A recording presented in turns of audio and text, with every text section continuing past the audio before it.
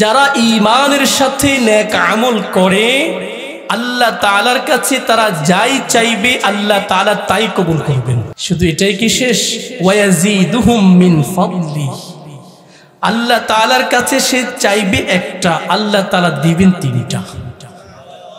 সে আল্লাহর কাছে চাইবে প্রয়োজন একটা পুরা করার জন্য, সে রবের কাছে একটা অসুস্থতার জন্য দোয়া করবে, রব তার চাইতে আরো বেশি 10টা অসুস্থতা তার দূর করে দিবেন, তার বিপদ দূর করে দিবেন। রব এই ওয়াদাটাই করে দিয়েছেন, আরে আমার বান্দা ঈমানের সাথে আমলে সালেহের সাথে যখন আমার কাছে ফরিয়াদ করবে তার ফরিয়াদ আমি কবুল তো করবই করব। শুধু তাই নয়, ওয়ায়াজিদুহুম মিন ফাদলি, আমি এর চাইতে বেশি পরিমাণ তাকে দিয়ে দিব।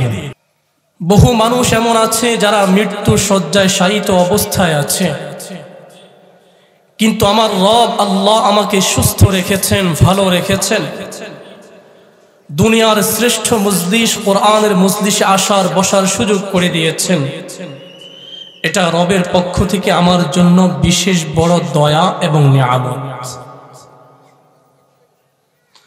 আমার আফসোস ও পরিতাপের বিষয় হচ্ছে আমাদের বাহিরে কিছু মানুষ তো এমনও আছে যারা অসুস্থ না, কোনো ব্যস্ততা তাদের মাঝে নেই, চাইলেই তারা মাহফিলের প্যান্ডেলের ভিতরে আসতে পারত, কোরআনের মজলিসে বসার সুযোগ তাদের হতো, কিন্তু তারা ইচ্ছা করেননি, আসেননি। শয়তান তাদেরকে ধোকায় ফেলে ব্যস্তহীন এই জীবনের মাঝেও তাদেরকে মাহফিলের প্যান্ডেলের বাহিরে রেখেছে। কথা বলুন ঠিক কি না? সম্মানিত হাজিরিন, আমি আপনাদেরকে একটি প্রশ্ন করব। দুনিয়ার এই ক্ষণস্থায়ী জীবন ছেড়ে যখন আমাদেরকে আখিরাতের জীবনে পাড়ি জমাতে হবে, তখন আমরা আমাদের নিজেদের জন্য কোন ঠিকানাটা নির্ধারণ করতে চাই? জান্নাত নাকি জাহান্নাম? সবাই মনে হয় চান না। সবাই জান্নাত চাই? আওয়াজ তো নাই। আমরা কি জান্নাত চাই না জাহান্নাম চাই? জান্নাত যদি আমরা চাই, জান্নাতে যেতে হলে আমাদেরকে কি করতে হবে? মৌলিকভাবে আমাদেরকে দুটো কাজ করতে হবে। কয়টি কাজ? একটার নাম হচ্ছে ঈমান, আরেকটার নাম হচ্ছে আমলে সালেহ। আজকের এই মাহফিল থেকে মুখস্থ করে নেবেন ইনশাআল্লাহ। জান্নাতে যাওয়ার জন্য মৌলিকভাবে আমাকে কয়টি কাজ করতে হবে? একটার নাম, আরেকটা আমলে সালেহ। একটার নাম ঈমান, আরেকটার নাম আমলে সালেহ।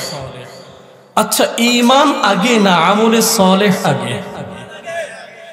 যদি কেউ ঈমানহীন অবস্থায় অজস্র আমল নিয়ে আসে, তার এই আমল কি কোনো কাজে আসবে? তাহলে আমলের জন্য সর্বপ্রথম যেটা লাগবে তার নাম কি? ঈমান। আরে একটা কথা মনে রাখবেন, ঈমানহীন আপনার আমল কিয়ামতের দিন পাল্লায় মাপা হবে না, উঠানো হবে না। ঈমানহীন আমল পাল্লায় মাপা হবে না, উঠানো হবে না। শুধু এটাই নয়, রব্বুল আলামিন কুরআনুল কারীমের মাঝে বলেন, মাসালুল্লাযীনা কাফারু বিরাব্বিহিম আ'মালুহুম কারামাদিন ইশতাদ্দাত বিহির রূহু ফি ইয়াউমিন আসিফ। যে ঈমানহীন কুফরি অবস্থায় যে আমল নিয়ে রবের সামনে উপস্থিত হবে, রব বলেন কারামাদ ইশতাদ্দাত বিহির রীহু ফি ইয়াউমিন আসিফ। সেই আমলগুলোকে প্রচন্ড ঝড়ের দিন প্রবল বেগে যে বাতাস বয়ে বাতাস ছাইগুলোকে উড়িয়ে দেয়, বাতাসের সামনে যে ছাইগুলো টিকতে পারে না, ওই আমলগুলো সেই দিন এভাবে উড়ে যাবে, এগুলো কিছুই টিকতে পারবে না। তাহলে ঈমানহীন আমল প্রচন্ড ঝড়ের দিন প্রবল বেগে যে বাতাস যে ছাইগুলোকে উড়িয়ে দেয়, সেই ছায়ের ন্যায়। কিসের ন্যায়? সেই ছায়ের ন্যায়। শুধু এটাই না, রব্বুল আলামিন কুরআনুল কারীমের অন্যত্র বলেন, ওয়াকাদিমনা ইলা মা আমিলু মিন আমালিন ফাজআলনাহু হাবাআম মানসুরা। টিনের ঘর আছে না আমাদের?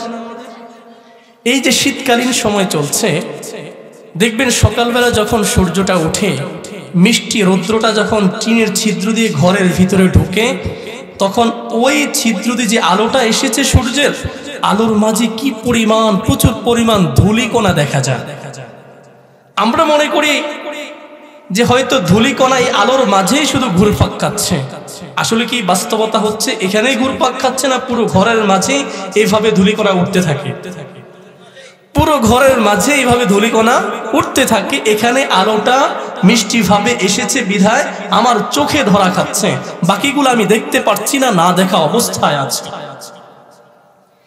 এই আয়াতের মাঝে রব্বুল আলামিন বলেন, ঈমানহীন আমল হচ্ছে এমন, আমি যখন তার আমলের দিকে মনোনিবেশ করব, তখন তার সেই ঈমানহীন আমলগুলোকে, ঈমানহীন কাজগুলোকে আমি শূন্যে ধূলিকণার ন্যায় এভাবে উড়িয়ে দিব, তা কোনো কাজে আসবে না। প্রিয় সুধী, আমাদের সমাজের মাঝে আমল নিয়ে অসংখ্য কথা হয়, ঈমান নিয়ে খুব একটা বেশি আলোচনা হয় না। অথচ ঈমান নিয়ে আলোচনা হওয়াটা খুব বেশি জরুরি। আমরা নামাজের বয়ান করি, সিয়ামের ফজিলত আপনাদের সামনে পেশ করি, হজের মাহাত্ম্য আমরা আপনাদেরকে শোনাই, কিন্তু তাওহীদের বিশুদ্ধ যে আকীদা, বিশ্বাস রয়েছে, তার কথা আমরা বলি না। আর এই কারণেই আমাদের সমাজের মাঝে কোনো উন্নতি নেই। হাজারো রাকাত নামাজ পড়ছে, লক্ষ কোটি সিজদা দিচ্ছে, কপালে দাগ পড়ে গেছে, এরপরেও মিথ্যা কথা বন্ধ হয়নি। সমাজ থেকে চোর বাটপার কমে যায়নি, সুদখোর দিন দিন বাড়ছে, কমছে না, গুনাহের সয়লাভ দিন দিন হচ্ছে, কমছে না। এর মৌলিক কারণ হচ্ছে তাওহীদ তথা ঈমানের ঘষা মাজা আমাদের মাঝে নাই। ওই যে বাবার ধর্ম, আমার বাবা ছিল মুসলিম, আমিও মুসলিম হয়েছি, এই যে আমি বংশ পরম্পরা ইসলাম গ্রহণ করেছি, মুসলমান হয়েছি, এই মুসলমানিত্ব নিয়ে আমি পড়ে আছি, আমার ঈমানটা কি আছে না ঈমানটা চলে গেছে, আমার ঈমানের অবস্থান কোথায়, সেই বিষয়টা আমরা চিন্তাও করি না। সে ব্যাপারে আমাদের বিন্দু পরিমাণ মাথা ব্যথাও নাই। কথা বলুন ঠিক কিনা? প্রিয় ভাই, এই জন্যই তো হাদিসে বলে রাসূল করিম সাল্লাল্লাহু আলাইহি ওয়াসাল্লাম যে মানুষ নামাজ পড়বে, সমাজ পরিবর্তন হবে না। মানুষ জামাতে নামাজ আদায় করবে, তাকবীরুল্লাহর সাথে নামাজ পড়বে, কিন্তু সমাজ পরিবর্তন হবে না। অতএব আমরা আমলের পাশাপাশি নিজের ঈমানটি ঠিক করতে হবে। ঈমান কি করতে হবে? দেখুন, ঈমান আনতে হয় সমস্ত কিছুর উপর। আল্লাহ তাআলা যতগুলো বিধান নাজিল করেছেন, অবতীর্ণ করেছেন, সকল বিধানের উপরে কি করতে হয়? ঈমান আনতে হয়। কিন্তু ঈমান যাওয়ার ক্ষেত্রে সকল বিধানকে অস্বীকার করা লাগে না, মাত্র আল্লাহর যে কোনো একটা বিধানকে, যে কোনো একটা আয়াতকে, যে কোনো একটা আয়াতের অংশকে, শরিয়ার যে কোনো একটা বিষয়কে যদি কেউ অস্বীকার করে বসে, তাহলে তার ঈমানটা ছুটে যায়, ঈমানটা চলে যায়। আমরা আজকে জানবো ঈমান কি জিনিস। দেখুন, ঈমান হচ্ছে সত্যায়ন করা, স্বীকারোক্তি দেওয়া, তাসদীক। স্বীকারোক্তি দিতে হবে আপনাকে, সত্যায়ন করতে হবে, বিশ্বাস স্থাপন করতে হবে। কার প্রতি? আল্লাহর প্রতি। কার প্রতি? আল্লাহর প্রতি। আরে আমরা তো বক্তব্যে পড়েছি আমানতু বিল্লাহি কামা হুয়া বিআসমাইহি ওয়া সিফাতিহি ওয়া ক্বাবিলতু জামিআ আহকামিহি। ওই যে মক্তবে ছোটবেলায় পড়েছি, কি পড়েছি তখন বুঝি নাই, এখন বুড়ো হওয়ার পরেও একবারও চিন্তা করলাম না তখন কি পড়েছিলাম, কি বলে ঈমানের স্বীকৃতি দিয়েছি, একবার চিন্তা করে দেখি সেই চিন্তাটুকু আমাদের মাঝে তৈরি হয়। এই যে তাসদীক সত্যায়ন করা, স্বীকারোক্তি দেওয়া, এই ঈমান তিন জিনিসের নাম। কয় জিনিসের নাম? আমার সাথে আপনারা কথার উত্তর দিতে হবে, পারবেন তো ইনশাআল্লাহ, নাকি বিরক্ত হবেন? ঈমান কয় জিনিসের নাম? একটা হচ্ছে তাসদীক বিল জানান, অন্তরের বিশ্বাস, সবাই বলেন অন্তরের বিশ্বাস। দ্বিতীয় নাম্বার হচ্ছে ইকরার বিল লিসান, মুখের স্বীকৃতি, মুখের। তৃতীয় নাম্বার হচ্ছে আমালুন বিল আরকান, কাজে বাস্তবায়ন করা। কাজে কি করা? দেখুন, আপনি মুখে বললেন আমি ঈমানদার, আমি মুসলিম, আমি মুমিন, আমার নাম আব্দুর রহমান, আমার নাম আব্দুর রহিম, যতই বলেন আপনার অন্তরে যদি এই বিশ্বাসটা না থাকে আপনি ঈমানদার হতে পারবেন? ইয়াকুলুনা বিআফওয়াহিহিম মা লাইসা ফি কুলুবিহিম। আরে তারা মুখে যেটা বলে তাদের অন্তরে সেটা নেই। অতএব মুখে আপনি বলছেন আপনি আল্লাহর প্রতি বিশ্বাস স্থাপন করেছেন, মুখে আপনি যেভাবে নিজেকে ঈমানদার দাবি করছেন ঠিক সেইভাবে আপনার অন্তরেও এটা বিশ্বাস থাকতে হবে যে হ্যাঁ আমি ঈমানদার, আমি রবের প্রতি বিশ্বাস স্থাপন করেছি। আমানতু বিল্লাহি ওয়া মালাইকাতিহি ওয়া কুতুবিহি ওয়া রুসুলিহি ওয়াল ইয়াউমিল আখিরি ওয়াল কদরি খায়রিহি ওয়া শাররিহি মিনাল্লাহি তাআলা। এই কথাগুলো, এই বিশ্বাসটা শুধু মুখে নাকি অন্তরে? তাহলে প্রথমত অন্তরে বিশ্বাস, মুখে স্বীকৃতি, তারপরে কাজে বাস্তবায়ন। এই যে ঈমান তিন জিনিসের নাম বললাম, এই সবকটা নিতে পারবেন তো আজকের এখান থেকে? তাহলে আমার সাথে বলবেন এখন ঈমান কয় জিনিসের নাম?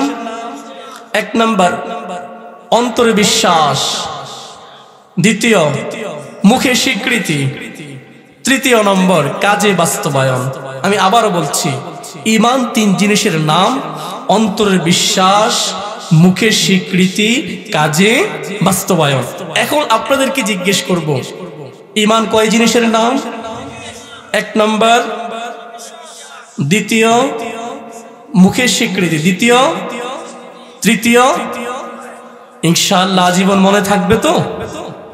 আল্লাহ তাআলা আমাদেরকে বোঝার, সেই অনুযায়ী আমল করার তৌফিক দান করুন, সকলে বলি আমিন। সম্মানিত হাজিরিন, এই ঈমান হচ্ছে শ্রেষ্ঠ সম্পদ। এই ঈমান আমার কাছে আছে, দুনিয়ার কোনো কিছু না থাক আমি শ্রেষ্ঠ। আমেরিকার প্রেসিডেন্টের কাছে ঈমান নাই, সে দুনিয়ার দিক থেকে যতই শ্রেষ্ঠ হোক না কেন, সে কি আমার থেকে শ্রেষ্ঠ না, আমার থেকে অদম? আরে ভারতের, ইন্ডিয়ার যেই কসাই মুদি আছে, এই মুদি রাজত্ব নিয়ে বসে আছে, ক্ষমতার পাওয়ার নিয়ে বসে আছে, ঠিক আছে, কিন্তু সে ঈমানহীন অবস্থায় আছে। আর আমি একজন রিক্সা চালক, আমি একজন দিন মজুর, আমি একজন কুলি, আমার মাঝে আমার রব ঈমানের সম্পদ, ঈমানের দৌলত দিয়েছেন। অতএব বোঝা গেল ওই রাজপ্রাসাদের মাঝে যে মুদি বসে আছে, যে রাজত্ব নিয়ে সে টিকে আছে, হাজারো দুনিয়ার রাজত্ব তার কাছে থাকুক না কেন, তবুও সে আমার থেকে শ্রেষ্ঠ না, কারণ তার কাছে ঈমানের দৌলত আর সম্পদ নাই। আল্লাহ তাআলা আমাকে ঈমানের দৌলত সম্পদ দিয়ে দিয়েছেন। কথা বলুন ঠিক কিনা? প্রিয় ভাই, এই ঈমানকে ধরে রাখতে হবে, ঈমানকে ঠিক রাখতে হবে, ঈমানকে মজবুত রাখতে হবে। ঈমানকে ঠিক রাখতে গিয়ে যদি আমি আমার জীবনকে দিতে হয়, আমি আমার জীবনকে বিলীন করে দিব। ঈমান ঠিক রাখতে গিয়ে যদি আমি আমার বাড়ি উজাড় করতে হয়, আমি আমার বাড়ি ঘর উজাড় করব। ঈমান ঠিক রাখতে গিয়ে যদি আমার বিবিকে বিধবা করতে হয়, আমার বিবিকে আমি বিধবা করব। ঈমান ঠিক রাখতে গিয়ে যদি আমার সন্তানগুলোকে এতিম করতে হয়, সন্তানগুলোকে এতিম করব। তবুও নিজের জীবনের বিনিময় হলো নিজের ঈমানটাকে টিকিয়ে রাখবো। কারা কারা প্রস্তুত? দুহাত তুলে দেখায়। আল্লাহু আকবার। আল্লাহ কবুল করুক, সকলে বলি আমিন। প্রিয় হাজিরিন, অতএব ঈমান কয় জিনিসের নাম? তিন জিনিসের নাম। কয় জিনিসের নাম? এক নাম্বার অন্তরে বিশ্বাস, দ্বিতীয় নম্বর মুখে স্বীকৃতি, তৃতীয় নম্বর কাজে বাস্তবায়ন। এই যে ঈমানটা, এটাকে আমার এই বিশ্বাসটাকে আবার চার ভাবে করতে হবে। কয় ভাবে? চার ভাবে। রবের প্রতি আমি যে এই ঈমানটা আনয়ন করব, বিশ্বাসটা স্থাপন করব, এটা হবে চার ভাবে। এক নম্বর হচ্ছে আল্লাহর অস্তিত্বে বিশ্বাস, আল্লাহর অর্থাৎ প্রভুত্বে বিশ্বাস। কিসে বিশ্বাস? প্রভুত্বে বিশ্বাস, যেটাকে তাওহীদুর রুবুবিয়্যাহ বলা হয়। দ্বিতীয় নাম্বার আল্লাহর উপাসত্বে বিশ্বাস, যেটাকে তাওহীদুল উলুহিয়্যাহ বলা হয়। তৃতীয় নম্বর আল্লাহর নাম ও গুণাবলীতে বিশ্বাস, যেটাকে তাওহীদুল আসমা ওয়াস সিফাত বলা হয়। চতুর্থ নম্বর আল্লাহর শাসন ও কর্তৃত্বে বিশ্বাস, যেটাকে তাওহীদুল হাকিমিয়্যাহ বলা হয়। এখন আপনাদেরকে বলবো, আমরা প্রথম যে তিনটা জিনিস মুখস্থ করেছি, ঈমান তিন জিনিসের নাম, আর এই বিশ্বাসটাকে চার ভাবে নিতে হবে, এটা আমরা একটু মুখস্থ করে নিব। পারবো তো ইনশাআল্লাহ? আমরা এই যে আল্লাহর প্রতি বিশ্বাস স্থাপন করব, সেটা কয় ভাবে? চার ভাবে। কয় ভাবে? এক নম্বর হচ্ছে আল্লাহর প্রভুত্বে বিশ্বাস। বলেন, আল্লাহর প্রভুত্বে বিশ্বাস, আল্লাহর উপাসত্বে বিশ্বাস, আল্লাহর নাম ও গুণাবলীতে বিশ্বাস, আল্লাহর শাসন ও কর্তৃত্বে বিশ্বাস। আমি আবারও বলছি, আল্লাহর প্রভুত্বে বিশ্বাস, আল্লাহর উপাসত্বে বিশ্বাস, আল্লাহর নাম ও গুণাবলীতে বিশ্বাস, আল্লাহর শাসন ও কর্তৃত্বে বিশ্বাস। এখন আপনাদেরকে আমি জিজ্ঞেস করব, আপনারা উত্তর করবেন। আমরা যে আল্লাহর প্রতি বিশ্বাস স্থাপন করব তিন জিনিসের মাধ্যমে, এটা কয় ভাবে হবে?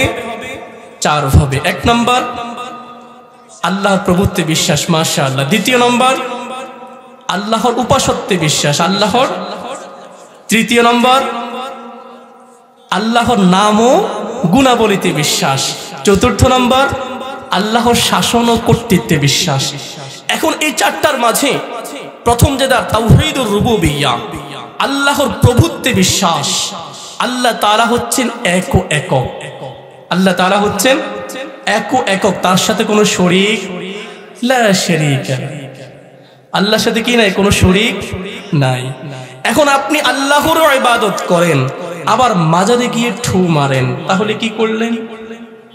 কেমন জানি আপনি আল্লাহর প্রভুত্বে সন্তুষ্ট হতে পারলেন না, আপনি আল্লাহর সাথে অন্য কাউকে শরীক করে আল্লাহর রুবুবিয়্যাতের সাথে তাকে সাব্যস্ত করে নিলেন। এটাকে বলা হয় শিরক। এটাকে কি বলা হয়? আর আল্লাহ তাআলা শিরকের গুনাহ ক্ষমা করবেন। ইন্নাল্লাহা লা ইয়াগফিরু আন ইউশরাকা বিহি ওয়া ইয়াগফিরু মা দুনা যালিকা লিমান ইয়াশা। আল্লাহ তাআলা যে কোনো গুনাহ চাইলে ক্ষমা করে দেন, ক্ষমা করে দিতে পারেন, কিন্তু তিনি শিরকের গুনাহ ক্ষমা করেন না। শুধু এটাই নয়, রব্বুল আলামিন বলেন, ইন্নাহু মান ইউশরিক বিল্লাহি ফাকাদ হাররামাল্লাহু আলাইহিল জান্নাতা ওয়া মাওয়াহুন নার ওয়া মা লিয-যালিমিন মিন আনসার। আরে যারা শিরক করে আল্লাহর সাথে অংশীদার সাব্যস্ত করে, তাদের জন্য জান্নাতকে আল্লাহ তাআলা হারাম করে দিয়েছেন। ওয়া মাওয়াহুন নার, তার ঠিকানা হচ্ছে জাহান্নাম। ওয়া মা লিয-যালিমিন মিন আনসার, আর জালেমদের জন্য কোনো সাহায্যকারী নেই। তাহলে আল্লাহ তাআলা একক, আল্লাহর এই অস্তিত্বে, প্রভুত্বে আমরা বিশ্বাস করি, বিশ্বাস করতে হবে। বিশ্বাস করতে হবে। এমনটা করা যাবে না আল্লাহর কাছেও চাইলাম, আবার পীর সাহেবের কাছে গিয়ে বললাম আমার জন্য একটা সন্তান দিন। সন্তান দেওয়ার মালিক কে? আপনাকে যদি সন্তান না দেয়, হাজারো ডাক্তার যদি আপনি আপনার বাসায় নিয়ে আসেন, এই ডাক্তার কি আপনার জন্য সন্তান নিয়ে আসতে পারবে? আরে আপনি যে পীর সাহেবের কাছে গেলেন সন্তান চাওয়ার জন্য, সে নিজেই তো বিয়েই করে নাই, তার কোলের সন্তান আপনাকে দিবে কোথায় থেকে? যদি তার নিজের সন্তান আপনাকে না দেয় সন্তান, সে আপনার জন্য রবের কাছ থেকে কিভাবে নিয়ে আসবে? আপনি কার কাছে চাচ্ছেন? আপনি চাইবেন তো রবের কাছে চাইবেন, আপনি চাইবেন তো আল্লাহর কাছে চাইবেন। আপনার মনের যত চাওয়া পাওয়া, যত বেদনা, যত কষ্ট আর ক্লেশ, সবকিছু মন খুলে বলতে পারবেন তিনি হচ্ছেন একজন আমার রব আল্লাহ। দ্বিতীয় দুনিয়ার মাঝে এমন কেউ নাই, না মা, না বাবা, না স্বামী, না স্ত্রী, না সন্তান, না নিজের আশপাশের বন্ধু বান্ধব, এমন কোন মানুষ খুঁজে পাবেন না যার কাছে চাইলেই সবকিছু বলা যায়। না না দোস্ত, যদি নিজের মন খুলে কথা বলতে হয়, সবকিছু খুলে বলতে হয়, শুধু বলার মতো জায়গা একটাই আছে, সেটা হচ্ছে আমার রব আল্লাহ। অতএব রবের প্রভুত্বে বিশ্বাস করে আমার চাওয়া পাওয়া সবকিছু একমাত্র কার জন্য হবে? ইনশাআল্লাহ আল্লাহ তাআলা আমাদের সকলকে আল্লাহ তাআলাকে একক হিসাবে তার প্রভুত্বে বিশ্বাস স্থাপন করার তৌফিক দান করুন। সকলে বলি আমিন। দেখুন, এই রুবুবিয়্যতের ক্ষেত্রে আবু জেহেলরাও কিছু কিছু ক্ষেত্রে আল্লাহকে বিশ্বাস করতেন। আবু জেহেল কি মুসলমান ছিল না কাফের ছিল? শুধু কাফের ছিল না, কাফেরদের সর্দার ছিল, কাফেরদের সর্দার ছিল, নেতা ছিল। এই আবু জেহেলরা, এই উতবা সাইবারা, এরাও কিন্তু কিছু কিছু ক্ষেত্রে আল্লাহর প্রভুত্বে বিশ্বাস করতেন। প্রমাণ কোরআনুল কারীম।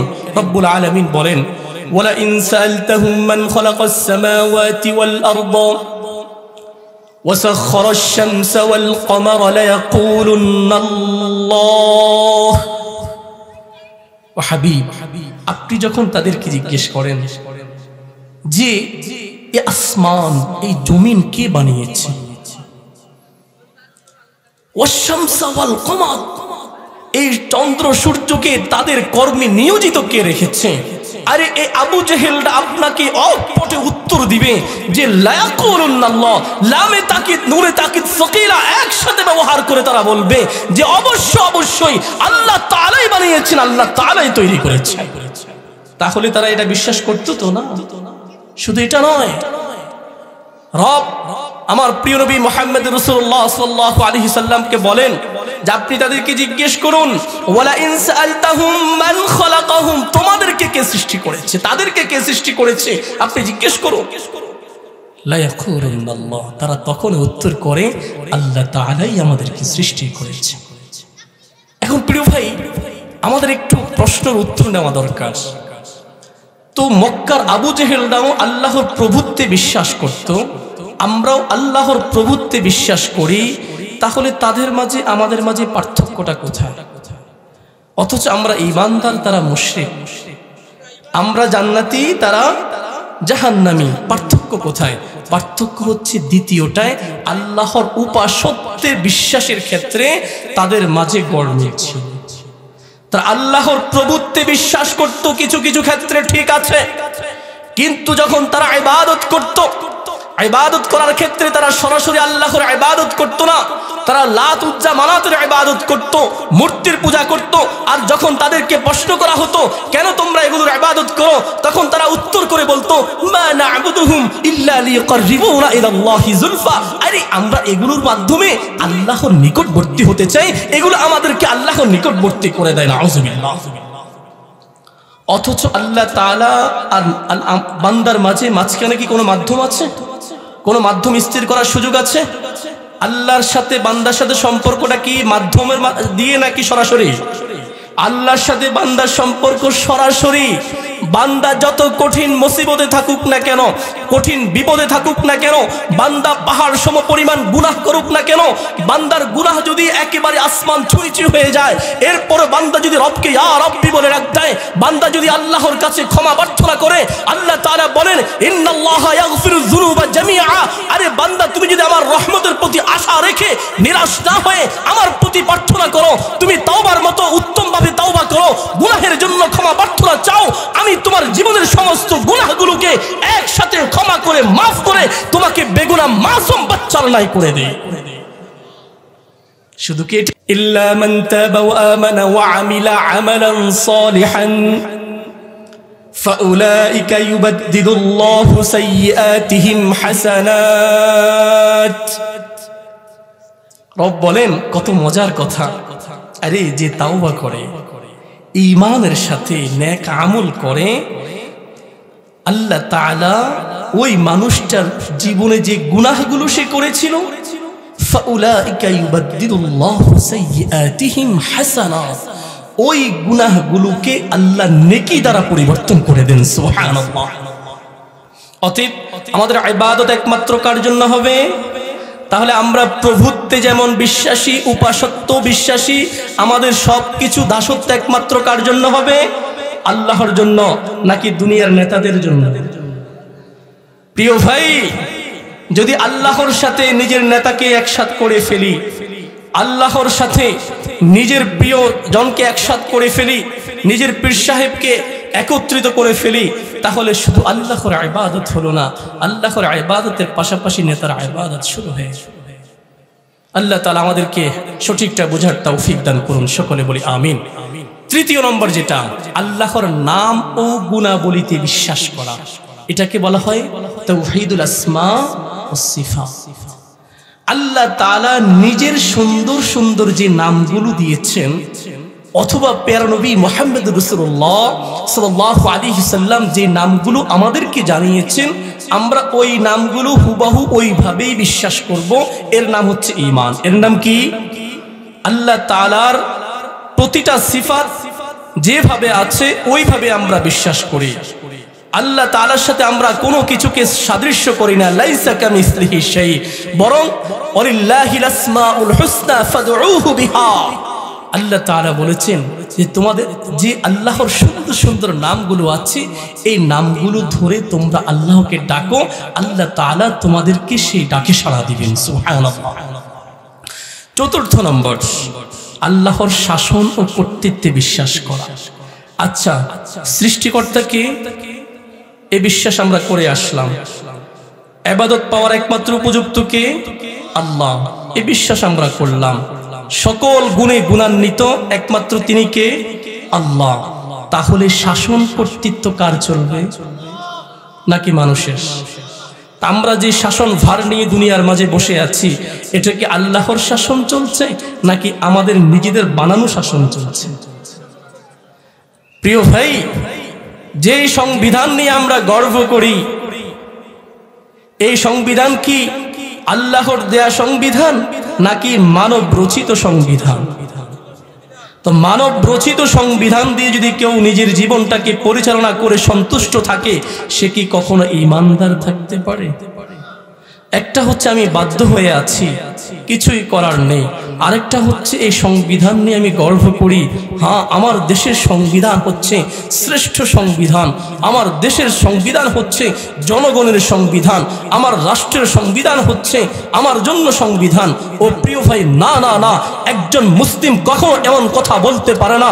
একজন মুসলিমের সংবিধান হচ্ছে আল্লাহ তাআলা নিজেই এই মুসলিমকে সৃষ্টি করেছেন, আলা লাহুল খালকু ওয়াল আমর, সৃষ্টি যার, বিধান চলবে তার, ইনিল হুকমু ইল্লা লিল্লাহ, বিধান দেওয়ার ক্ষমতা একমাত্র আল্লাহর। অতএব আল্লাহর বিধানের বিপরীতে দুনিয়াতে যত বিধান তৈরি হবে, সকল বিধানগুলো উপেক্ষিত হবে। কোন বিধান মুসলমান সন্তুষ্ট চিত্তে কখনো গ্রহণ করে নিতে পারে না। সেই বিধানের উপরে নিজে চলে নিজের জীবনটাকে পরিচালনা করে একজন মুসলমান কখনো সন্তুষ্ট থাকতে পারে না। যে সন্তুষ্ট থাকবে, এই বিধান নিয়ে গর্ব করবে, সে কখনো ঈমানদার হতে পারে না। প্রিয় ভাই, অতএব শাসন কর্তৃত্ব আল্লাহর, এটা পরিপূর্ণভাবে বিশ্বাস করে নিতে হবে। এবং কি আল্লাহর জমিনে আল্লাহর শাসনকে বাস্তবায়ন করার জন্য, ইসলামী শরিয়াকে বাস্তবায়ন করার জন্য প্রতিটা মুসলমান নিজের জায়গা থেকে, নিজের দায়িত্ব থেকে সবসময় কাজ করে যেতে হবে। সেইভাবে চিন্তা ফিকির করতে হবে যাতে করে আল্লাহর জমিনে আল্লাহর দ্বীনকে প্রতিষ্ঠা করা যায়। আরে আল্লাহর জমিনে আল্লাহর দ্বীনকে প্রতিষ্ঠা করতে গিয়ে আমার মতো হাজারো যুবক দুনিয়া থেকে চলে যাবে, হাজারো মুসলিম শহীদ হবে, হোক না শহীদ, তবুও যদি আল্লাহর 1 ইঞ্চি জমিনের মাঝে আল্লাহর দ্বীন প্রতিষ্ঠা হয়, তাহলে হাজারো জীবনের চাইতে এই দ্বীন সবচাইতে বেশি দামি, এটাই সবচাইতে বেশি শ্রেষ্ঠ। আর ওই জীবনগুলো দুনিয়াতেও সফল হয়ে গেছে, আখিরাতেও সফল হয়ে গিয়েছে। কথা বলুন ঠিক কিনা? পারবো তো ইনশাআল্লাহ। অতএব আমরা কারা কারা প্রস্তুত আছি আল্লাহর জমিনে আল্লাহর দ্বীনকে বাস্তবায়ন করতে? প্রয়োজনে নিজের সব সবকিছুকে বিলিয়ে দিব, তবু ইসলামী শরিয়াকে বাস্তবায়ন করার জন্য প্রাণপণ চেষ্টা করে যাব, দুহাত তুলে দেখায় ইনশাআল্লাহ। আল্লাহ তাআলা কবুল করুক, সকলে বলি আমিন। প্রিয় হাজিরিন, দেখুন যিনি এই মাইকটা তৈরি করেছেন, যিনি মাইকটাকে পরিচালনা করেন, তিনি সবচেয়ে বেশি জানেন মাইকটাকে কিভাবে চালাতে হবে। এখান থেকে যদি আমি আমাদের একজন মুরব্বীকে বলি আপনি মাইকটা পরিচালনা করেন, যিনি মাইক সম্পর্কে যার জানাশোনা নাই, সে কি মাইকটা পরিচালনা করতে পারবে? তাহলে আল্লাহ তাআলা সবকিছু সৃষ্টি করেছেন। আল্লাহু খালিকু কুল্লি শাই ওয়া হুয়া আলা কুল্লি শাইইন ওয়াকিল। আল্লাহ তাআলা সবকিছু সৃষ্টি করার পর সবকিছুর দায়ভার দায়িত্ব নিজের হাতে রেখে দিয়েছেন। এখন যদি আমরা এটাকে উপেক্ষা করি তাহলে এটা ভিন্ন কিছু ঘটবে, এটা আমার জীবনের মাঝে কখনো সমাধান নিয়ে আসতে পারবে? আমরা তো দুনিয়ার সেই বস্তা পচা পশ্চিমাদের সেই তন্ত্রমন্ত্র আর তাদের সেই রাজনীতির ছোবলে পড়ে আমাদের ঈমান, আমাদের আমল, আমাদের সবকিছুকে আমরা খুঁয়ে দিচ্ছি। আমরা মনে করছি যদি আমাকে মডার্ন হতে হয় তাহলে তাদেরকে অনুসরণ করতে হবে, অথচ তারা আমার শত্রু, এটাই আমি চিনতে পারিনি। মুসলমানদের শত্রু কারা? খেয়াল রাখবেন, মুসলমানদের তিন শত্রু। কয় শত্রু? তিন বন্ধু। কয় বন্ধু? রব্বুল আলামিন কুরআনুল কারীমের মাঝে বলেন, লাতাজিদান্না আশাদ্দান নাসি আদাওয়াতাল লিল্লাযীনা আমানুল ইয়াহুদা ওয়াল্লাযীনা আশরাকু। ও হাবিব, আপনি মানুষদের মধ্য থেকে মুসলিমদের জন্য সবচেয়ে বেশি কঠোর শত্রু পাবেন ইহুদি এবং মুশরিক। ইহুদি এবং মুশরিক। তাহলে কয় শত্রু পেলাম? দুই শত্রু আয়াতে পেয়েছি। এক নাম্বার কে? ইহুদি। দ্বিতীয় নাম্বার এই মুশরিকগুলা। তৃতীয় নাম্বারটা আমরা পাই রব্বুল আলামিন অন্য আয়াতে বলেন, ওয়ালান তারদা আনকাল ইয়াহুদু ওয়ালান নাসারা হাত্তা তাত্তাবিআ মিল্লাতাহুম। হ্যাঁ, তুমি তাদেরকে ততক্ষণ পর্যন্ত সন্তুষ্ট করতে পারবে না, তারা ততক্ষণ পর্যন্ত তোমার প্রতি সন্তুষ্ট হবে না যতক্ষণ পর্যন্ত সেই ইহুদি এবং খ্রিস্টানরা, নাসারারা তোমাকে তোমার মিল্লাত থেকে সরিয়ে তাদের দ্বীনে নিয়ে যেতে না পারবে। অতএব প্রিয় ভাই, এই আয়াতের মাধ্যমে রব আমাদেরকে জানিয়ে দিয়েছেন ইহুদি এবং খ্রিস্টান তারা আমার শত্রু। আরে শুধু শত্রু তাই নয়, তারা এমন শত্রু যে তারা চায় আমরা যে কোনো ভাবে হোক নিজের ইসলাম, নিজের ধর্মকে আমরা উপেক্ষা করে তাদের আদর্শে আদর্শিত হই। আর ওখান দিয়ে রব্বুল আলামিন ওই আয়াতের মাঝে বলে দিয়েছেন ইহুদি এবং মুশরিক তারা হচ্ছে আমার শত্রু। তাহলে ইহুদি, খ্রিস্টান, মুশরিক এই তিন শত্রু মুসলমানের। কয় শত্রু? তিন শত্রু। কয় শত্রু? মনে থাকবে ইনশাআল্লাহ। মুসলমানের কয় শত্রু? এদের সাথে সম্পর্ক কি হবে? আমাদের পররাষ্ট্র নীতি কি হবে? ইয়া আইয়ুহাল্লাযীনা আমানু লা তাত্তাখিযুল ইয়াহুদা ওয়ান নাসারা আউলিয়া বা'দুহুম আউলিয়াউ বা'দ ওয়া মান ইয়াতাওয়াল্লাহুম মিনকুম ফাইন্নাহু মিনহুম ইন্নাল্লাহা লা ইয়াহদিল কওমাল যালিমিন। হে ঈমানদাররা, লা তাত্তাখিযুল ইয়াহুদা ওয়ান নাসারা আউলিয়া, তোমরা ইহুদি এবং খ্রিস্টানদেরকে বন্ধু রূপে গ্রহণ করো না।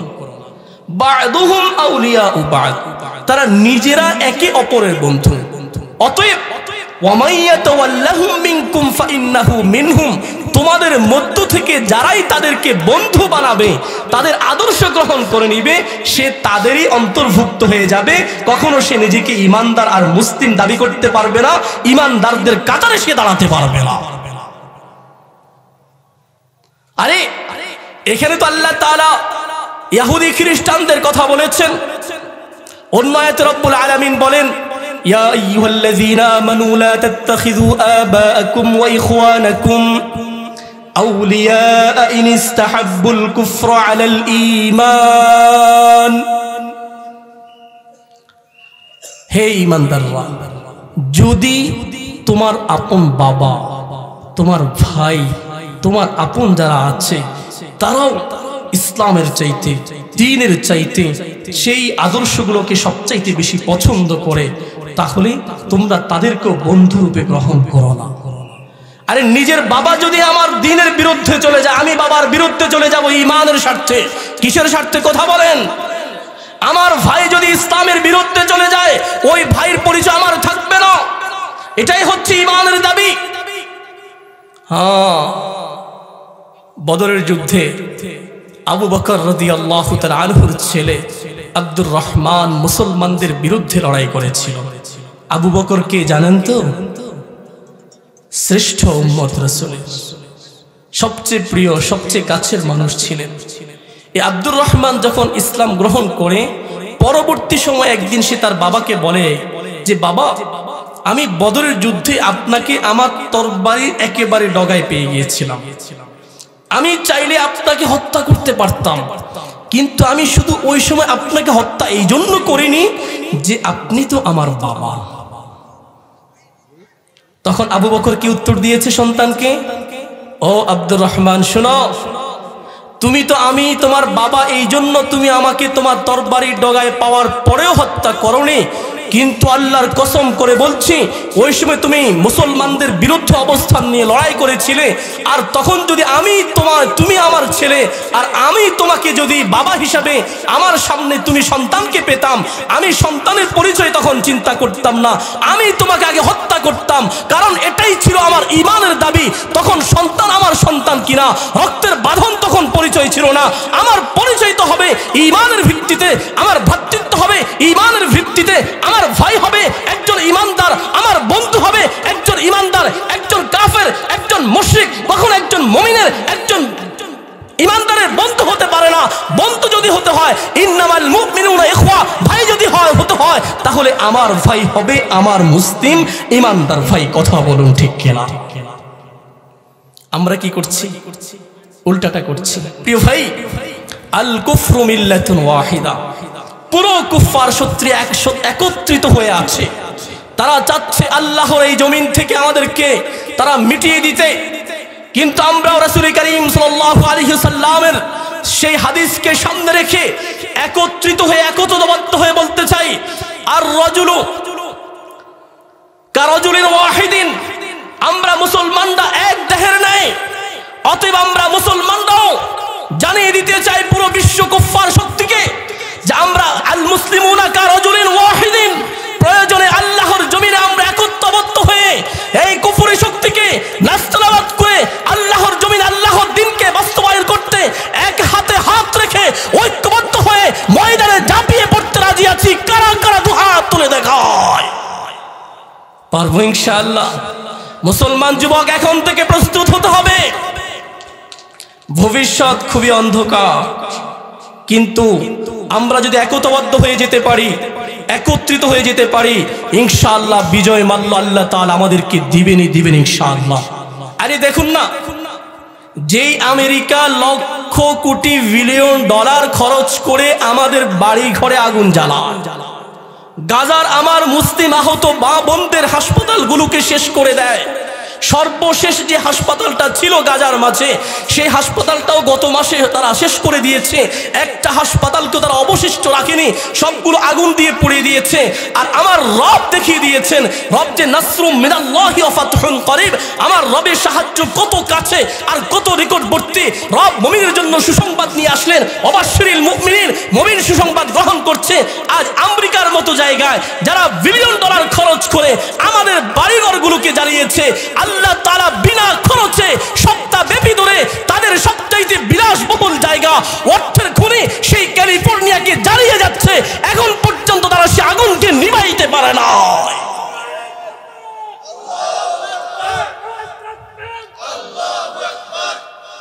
সম্মানিত হাজিরিন, অতএব মুসলমান ধৈর্য ধারণ করতে হবে। পরীক্ষা আসবে, সেই পরীক্ষা উত্তীর্ণ হতে হবে।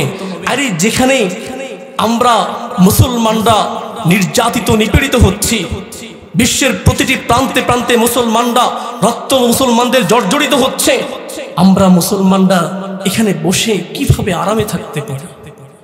এই কনকনে শীতে গাজার মুসলিম শিশুগুলো শীতের কাপড় খুঁজে পায়নি।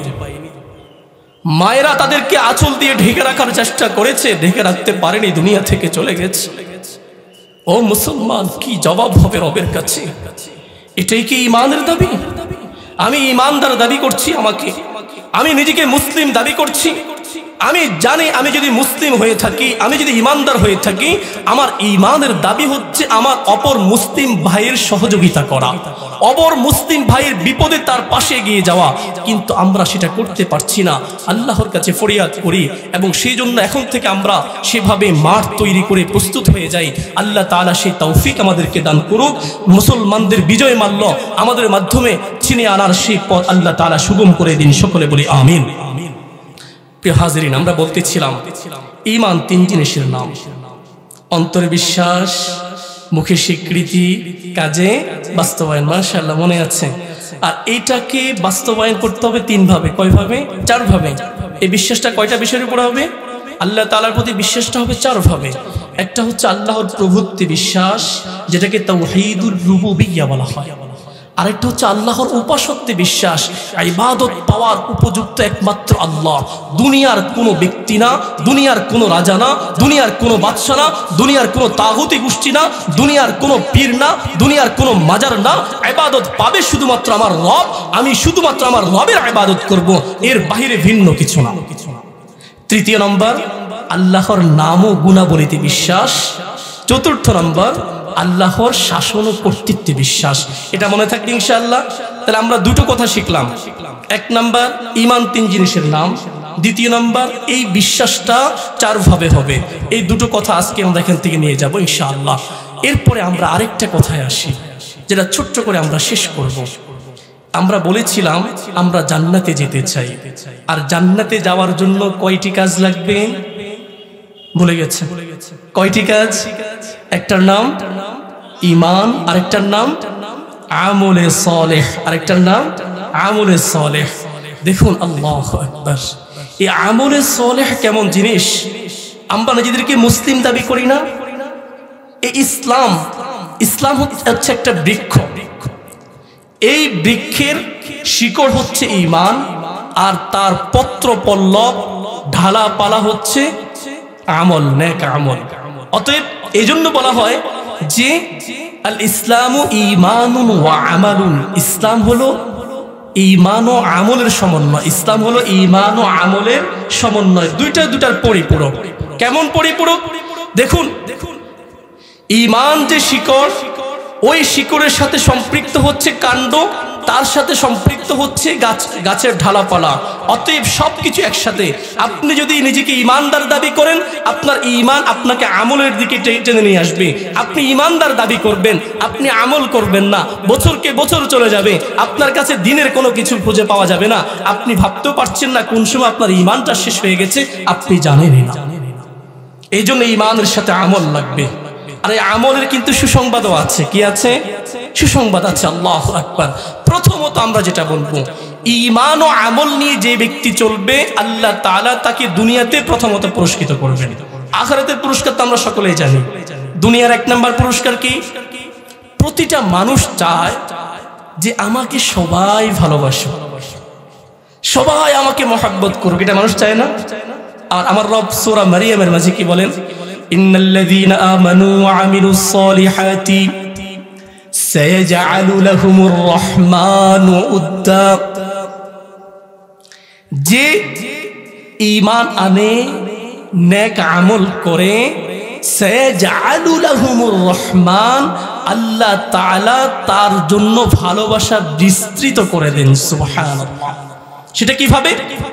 আল্লাহ তাআলা যখন কোনো ঈমানদার নেক আমল সালেহ বান্দাকে মহব্বত করেন, ভালোবাসেন, তখন তিনি জিবরাইল আমিন আলাইহিস সালামকে বলেন যে আমি আমার দুনিয়ার অমুক বান্দাকে ভালোবাসি, তুমিও ভালোবাসো। জিবরাইল আসমানে যত ফেরেশতা আছে তাদের কাছে এই সংবাদটা ছড়িয়ে দেন যে শুনো শুনো, ওই যে দুনিয়ার আব্দুর রহমান আছে অমুক গ্রামের মাঝে সামারখিল, ওই আব্দুর রহমানকে আল্লাহ ভালোবাসে, আমিও ভালোবাসি। অতএব আহবাবতু, আমিও ভালোবাসি, অতএব তোমরাও ভালোবাসো। তখন তারা বলে আহবাবনা, আমরাও ভালোবাসি। সুবহানাল্লাহ। দুনিয়ার ফেরেশতারা আসমানের ফেরেশতারা দুনিয়ার ফেরেশতাদের কাছে খবর ছড়িয়ে দেয়, আর দুনিয়ার ফেরেশতারা দুনিয়ার যত মাখলুকাত আছে সকলের মাঝে এটাকে ছড়িয়ে দেন, আর দুনিয়ার সকল মাখলুক ওই আল্লাহর প্রিয় বান্দাকে, যাকে আল্লাহ তাআলা ভালোবাসেন, তাকে সকলে ভালোবাসতে শুরু করে দেন। এর জন্য আল্লাহ শর্ত দিয়েছেন কি? দুটো, ইন্নাল্লাযীনা আমানু ওয়া আমিলুস সলিহাত, ঈমান নেক আমল, ঈমান নেক আমল। এটা হচ্ছে দুনিয়ার। আরেকটা বিষয় আছে, দেখবেন আমরা খুব পেরেশানিতে থাকি, আরে এত এত দোয়া করি, আমার দোয়া কবুল হয় না, আমার দোয়া কাজে লাগে না। অথচ রব ওয়াদা দিয়েছেন সূরাতুশ শুরা 25তম পারার মাঝে, ওয়ায়াস্তাজিবুল্লাযীনা আমানু ওয়া আমিলুস সলিহাতি ওয়ায়াজিদুহুম মিন ফাদলিহি, যে যারা ঈমানের সাথে নেক আমল করে আল্লাহ তাআলার কাছে তারা যাই চাইবে আল্লাহ তাআলা তাই কবুল করবেন। সুবহানাল্লাহ, আস্তে কইবেন। শুধু এটাই কি শেষ? ওয়ায়াজিদুহুম মিন ফাদলিহি, আল্লাহ তাআলার কাছে সে চাইবে একটা, আল্লাহ তাআলা দিবেন তিনটা। সে আল্লাহর কাছে চাইবে প্রয়োজন একটা পুরা করার জন্য, সে রবের কাছে একটা অসুস্থতার জন্য দোয়া করবে, রব তার চাইতে আরো বেশি 10টা অসুস্থতা তার দূর করে দিবেন, তার বিপদ দূর করে দিবেন। রব এই ওয়াদাটাই করে দিয়েছেন, আরে আমার বান্দা ঈমানের সাথে আমলের সালেহের সাথে যখন আমার কাছে ফরিয়াদ করবে, তার ফরিয়াদ আমি কবুল তো করবই করব। শুধু তাই নয়, ওয়ায়াজিদুহুম মিন ফাদলি, আমি এর চাইতে বেশি পরিমাণ তাকে দিয়ে দিব। আরেকটা বলি, আল্লাহু আকবার। দুনিয়ার মাঝে আমরা সবচেয়ে বেশি কষ্ট আছে কি নিয়ে জানেন? আমাদের অন্তরের মধ্যে পেরেশানি, অশান্তি। পেরেশানি যায় না, অশান্তি দূর হয় না, শান্তি খুঁজে পাই না। এত অর্থ, এত সম্পদ, এত খাবার, এত সম্মান, এত ক্ষমতা, কোনো কিছু আমার হৃদয়টাকে প্রশান্ত করতে পারে না, হৃদয়ে বিন্দু পরিমাণ শান্তি এনে দিতে পারে না। কিন্তু আমার রব সূরাত মুহাম্মাদের মাঝে বলেন, ওয়াল্লাযীনা আমানু ওয়া আমিলুস সলিহাতি وآمنوا بما نزل على محمد وهو الحق من ربهم كفر عنهم سيئاتهم وأصلح بالهم। যে ঈমান আনে, আমলে সালেহ নেক আমল করে, আমার রাসূলের উপরে যা অবতীর্ণ হয়েছে তাকে হক হিসাবে মনে প্রাণে গ্রহণ করে নেয়, কাফফারা আনহুম সাইয়্যাতিহিম, তার অতীত জীবনের যত গুনাহ আছে, যত পেরেশানি আছে, সব কিছুকে আমি মুছে দিব। ওয়া আসলাহা বালাহুম, এবং তার হৃদয়টাকে পরিশুদ্ধ করব। শুধু পরিশুদ্ধ না, তার হৃদয়টাকে আমি প্রশান্তময় হৃদয় করে দিব। সুবহানাল্লাহ। অতএব এই যে ঈমান আর নেক আমল নিয়ে চললে দুনিয়াতে নগদে 3টা লাভ পাচ্ছি। কয়টা? একটা, সকলের ভালোবাসা। দ্বিতীয় নাম্বার, আমার যে কোনো দোয়া। তৃতীয় নম্বর, আমার হৃদয় আল্লাহ তাআলা প্রশান্তি এনে দিবেন, আমার জীবনের গুনাহগুলোকে ক্ষমা করে দিবেন। সকলে বলি সুবহানাল্লাহ। এবার আসি আখিরাতে রব্বুল আলামিন কি দিবেন, ছোট্ট করে আমরা একটু জানি। আল্লাহ তাআলা বলেন, ওয়াবাশশিরিল্লাযীনা আমানু ওয়া আমিলুস সলিহাতি আন্না লাহুম জান্নাতিন তাজরি মিন তাহতিহাল আনহার। আপনি যারা ঈমান আনে, নেক আমল করে, তাদেরকে সুসংবাদ দিন জান্নাতের। সুবহানাল্লাহ। কিসের সুসংবাদ? জান্নাতের সুসংবাদ। যেই জান্নাতের পাদদেশ দিয়ে নহর সমূহ প্রবাহিত হবে।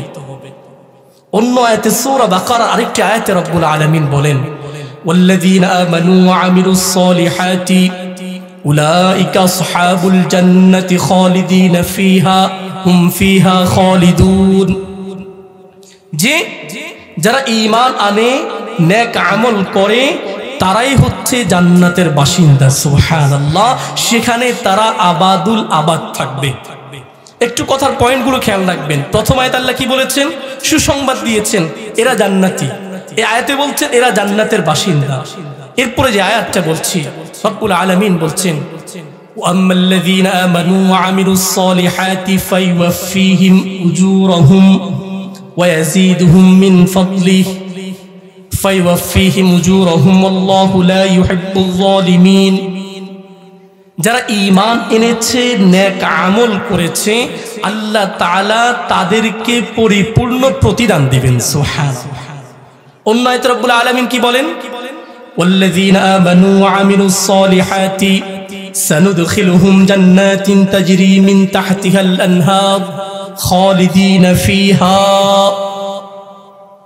হ্যাঁ, যারা ঈমান আনে, নেক আমল করে, আমি তাদেরকে জান্নাতে, এমন জান্নাতে প্রবেশ করাবো যার তলদেশ দিয়ে নহরসমূহ প্রবাহিত, আর তারা আজীবন সেখানেই থাকবে। অন্য আয়াতে কি বলছেন?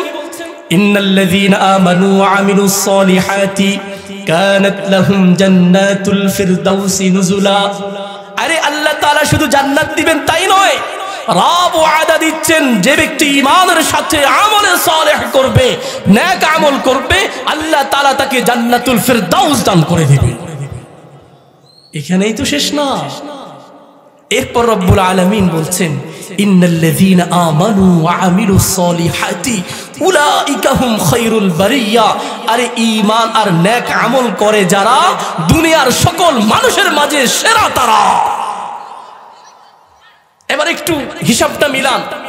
রব সুসংবাদ দিয়েছেন জান্নাতের, রব বানিয়েছেন জান্নাতের বাসিন্দা, রব ওয়াদা দিয়েছেন পরিপূর্ণ প্রতিদান দিয়ে দিবেন, রব বলেছেন জান্নাতে প্রবেশ করাবেন, আবার রব বলেছেন জান্নাতে শুধু প্রবেশ করাবেন না, জান্নাতুল ফিরদাউসটাই দিয়ে দিবেন। আল্লাহ তাআলা আমাদের সকলকে ঈমান ও আমলের সাথে দুনিয়ায় টিকে থাকা এবং দুনিয়া থেকে যাওয়ার তৌফিক দান করুন। সকলে বলি আমিন। সম্মানিত হাজিরিন, আমাদের কথা এখানেই আমরা শেষ করছি। আমি আবারও স্মরণ করে দিচ্ছি, ঈমান আর আমল দুটোই জান্নাতে যাওয়ার মাধ্যম। বাকি আমলের আগে ঈমান, আমলের আগে কি? ঈমান। আমার ঈমানকে ঠিক করতে হবে, ঈমান ঠিক থাকবে আমার নামাজ ঠিক থাকবে, ঈমান ঠিক থাকবে আমার সিয়াম ঠিক থাকবে, ঈমান ঠিক থাকবে আমার দান সাদাকা ঠিক থাকবে, ঈমান ঠিক থাকবে না হাজারো রাকাত নামাজ পড়বো কাজে আসবে না, ঈমান ঠিক থাকবে না হাজারো লক্ষ কোটি সিজদা দিব এটা কাজে আসবে না, ঈমান ঠিক থাকবে না যত ভালো কাজ করি না কেন একটা কাজও কাজে আসবে না। আমার ঈমানকে ঠিক রাখতে হবে, ঈমানকে গোসা মাজা করতে হবে। প্রিয় ভাই, নামাজের জন্য যেভাবে আমরা গুরুত্ব দেই, সিয়ামের জন্য যেভাবে গুরুত্ব দেই, আমলের জন্য যেভাবে গুরুত্ব দেই, ঠিক সেইভাবে ঈমানের জন্য আমাদেরকে গুরুত্ব দিতে হবে, সজাগ থাকতে হবে, যাতে করে কোনো দিক থেকে কোনো ঈমান চোর আমাদের ঈমানটাকে চুরি করতে না পারে। পারবো তো সকলে ইনশাআল্লাহ। আল্লাহ তাআলা আমাদের সকলকে শ্রেষ্ঠ ঈমানদার বান্দা হিসেবে কবুল আর মঞ্জুর করুন। সকলে বলি আমিন। ওয়া আখিরু দাওয়ানা আনিল হামদুলিল্লাহি রাব্বিল